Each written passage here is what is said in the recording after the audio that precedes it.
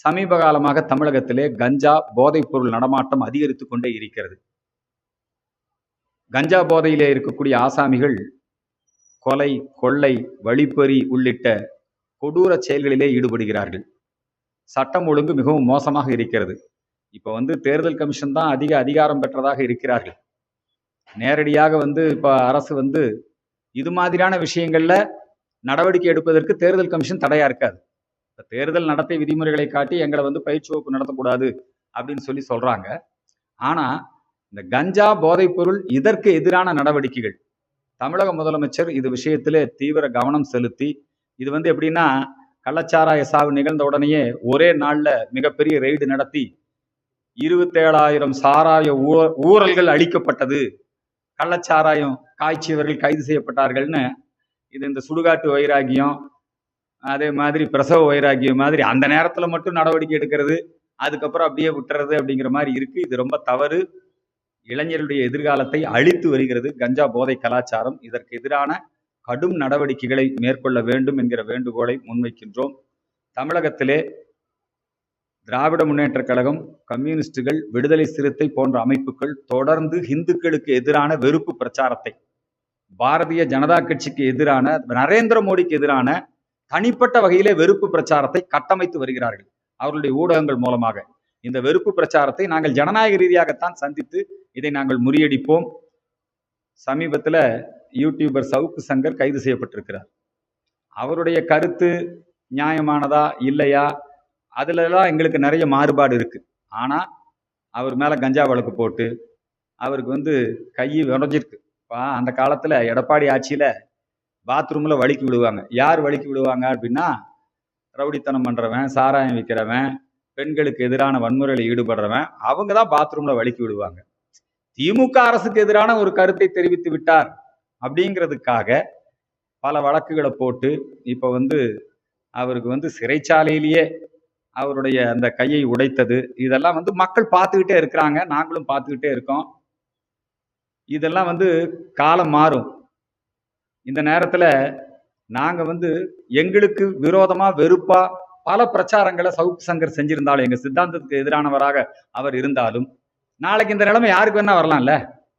ஆட்சி அரசு எந்திரம் இதை வைத்துக்கொண்டு கருத்து சுதந்திரம்னு ஒரு பக்கம் பேசிக்கிட்டே இன்னொரு பக்கம் இது மாதிரி நடந்து கொள்வது சரியானதல்ல, நியாயமானதல்ல. அவர் மேல சட்டப்பூர்வமான நடவடிக்கை எடுக்கட்டும், அதுல எங்களுக்கு ஒன்றும் மாற்று கருத்து இல்லை. ஆனால் இத்தகைய அரச பயங்கரவாதத்தை ஏவி விடுவது என்பதை மனித உரிமை அந்த கண்ணோட்டத்திலே நாங்கள் இதை நீண்ட காலம் வேடிக்கை பார்த்து கொண்டிருக்க மாட்டோம் என்பதை இந்த நேரத்திலே தெரிவிக்க விரும்புகிறேன். இப்போ சவுக்கு சங்கர் விஷயத்துல அவர் அறையில இருந்து கஞ்சா சிகரெட் எல்லாம் எடுத்துறதா சொல்றாங்க. இது உண்மைன்னு நீங்க நினைக்கிறீங்க? இதுதான் திராவிட மாடல். நீதிபதி வீட்டிலேயே கஞ்சா எடுத்து கேஸ் போட்டதுதான் திராவிட மாடல் இல்லையா? அதனால இந்த திராவிட மாடல் ஆட்சி இப்படிதான் இருக்கும். ஆனா நேற்று பழைய குற்றாலத்துல கோடை சம்மர் வெக்கேஷனுக்காக போன அந்த குற்றாலத்தை குடிச்சவங்க அந்த கோடை வெள்ளத்துல அருகில வெள்ளத்துல சிறுவன் உயிரிழந்திருக்காங்க. இதுல அதிகாரிகள் மீது அதிகாரிகளோட கவன குறைவாக நடந்ததுன்னு ஒரு குற்றச்சாட்டு. இதுல ரெண்டு தரப்புலையும் பார்க்கணும். மழை வெள்ள அபாய எச்சரிக்கை கொடுத்திருக்கிறார்கள், மக்களும் முன்னெச்சரிக்கையாக இருக்கணும், அரசாங்கமும் முன்னெச்சரிக்கை நடவடிக்கைகளை மேற்கொண்டு இருக்க வேண்டும். அந்த இடத்துல முதல்ல ஒரு உயிர் பலியாகி இருக்கிறது, அதுக்கு நாம நம்முடைய இரங்கலை தெரிவித்துக் கொள்கிறோம். இது விஷயத்துல அரசனுடைய அலட்சியம் இல்லாமல் நடவடிக்கைகளை மேற்கொள்ள வேண்டும்.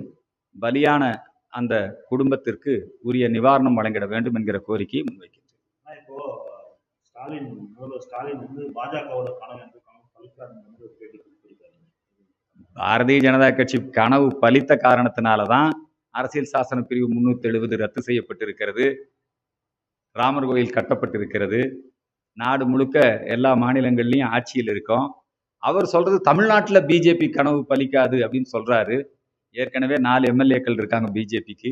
நிச்சயமாக வரக்கூடிய 2026 ஸ்டாலினை பாரதிய ஜனதா கட்சி தோற்கடிக்கும். வளமான தமிழகம், வலிமையான பாரதம், ஊழலற்ற தமிழகம், ஒன்றுபட்ட பாரதத்தை, நரேந்திர மோடியினுடைய நல்லாட்சியை இங்கே தமிழகத்திலே பாரதிய ஜனதா கட்சி அண்ணாமலையினுடைய தலைமையிலே ஏற்படுத்தும். ஸ்டாலின் தான் இதை அவர் சொல்லிக்கிட்டே இருக்கலாம், கனவு காணக்கூடிய உரிமை அப்படிங்கிறது ஸ்டாலினுக்கு இருக்குது. அதனால அவர் ஒரு எதிர்கட்சியா சொல்றாரு, பிஜேபி நாங்க இங்க நுழைய விடாம பாத்துக்குவோம். ஸ்டாலினுக்கு மட்டும் இல்ல, தமிழ்நாட்டில் இருக்கிற மெயினான அரசியல் கட்சிகள் எல்லாமே வந்து எப்படியும் பிஜேபி இங்கே கால் ஊனக்கூடாது, பிஜேபி உள்ள வந்துடும், இப்படி பயங்காட்டியே சிறுபான்மை மக்களையும் ஏமாற்றி இந்த தமிழ்நாட்டு மக்களையும் ஏமாத்திட்டு இருக்கிறாங்க. இப்போ பிஜேபி வந்தாச்சு. நிச்சயமா இந்த 24 தேர்தல் முடிவுகள் தமிழகத்திலே பாரதிய ஜனதா கட்சி அதிக சதவீத வாக்குகளை பெற்று தனிப்பெரும் கட்சியாக உருவெடுக்கும். தேர்தலையும் குறிப்பிடத்தக்க வெற்றி, சில முக்கியமான இடங்கள்ல பிஜேபி வந்து வெற்றி பெறும். தமிழ்நாட்டுடைய அரசியல் போக்கு மாறிவிட்டது. 26 பாரதிய ஜனதா கட்சி என்கின்ற இந்துத்துவ சக்தியை தவிர்த்து விட்டு தமிழக அரசியல் இனி கனவிலும் நடக்காது என்பதை தெரிவித்துக் கொள்கிறேன். அவர் கனவு காணட்டும், அவர் திராவிட பேரரசர், கனவு காண்பதற்கு அவருக்கு உரிமை இருக்கிறது. ஆனா இப்போ கவுண்டிங் முடிஞ்ச உடனே உதயநிதி ஸ்டாலின் உள்ளாட்சித்துறை அமைச்சரா நியமிக்கும் போது அவர் பேசியிருக்காங்க. அவங்க கட்சி தானே, அவங்க உள்ளாட்சித்துறை அமைச்சரா, ஏன் முதலமைச்சரா கூட உதயநிதி ஸ்டாலினை பண்ணிக்கலாம். கருணாநிதி ஐயா அவர்கள் உயிரோடு இருந்த வரை ஸ்டாலினை முதலமைச்சராக இருக்க விடல இல்லையா? திமுக கட்சி பொறுப்பையும் முழுமையா அவர்கிட்ட ஒப்படைக்கல. அதனால வந்து ஒருவேளை ஸ்டாலினுக்கு அப்படி ஒரு ஆசை இருக்கலாம். இருந்தா அந்த ஆசையை அவர் நிறைவேற்றிக் கொள்ள வேண்டியதானே. இதெல்லாம் இந்த ஒரு 2 வருஷம் தான். இந்த 26க்கு அப்புறம் இனி எதிர்காலத்துல திமுக அப்படிங்கிற அந்த அமைப்பு, திராவிட இயக்கங்கள் தமிழ்நாட்டில் ஆட்சிக்கு வருவது ரொம்ப கஷ்டம். இனி அடுத்து பிஜேபியுடைய காலம் தான் தமிழகத்தில்.